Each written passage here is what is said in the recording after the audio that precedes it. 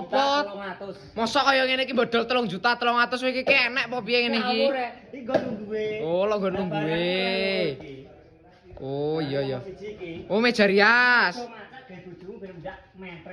Lha iki kok sik bolong to, Mas? Bolong iki gue tak kei kocone. Oh, nek kocone barang gratis. Heeh. Iki enek lampu neone. Oh, enek lampu neone barang ben mentrong-mentrong ngono ki. Ada wedak pipa karo wedak apa bagong iki kena iki. Oh, iya iya.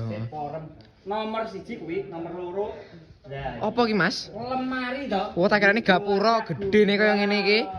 Ada gombal iki 3 Beh, jan ki kayak bayane apa Mas kaya ngene iki kok serit men ki. Jati ya ta. Nek ora jati kok dibom bareng-bareng ae, gak sama tuku. Mendinge pol Mas ki. Lah pilih motif liya iso apa ora Mas ki? Motif iki oleh to. Beh.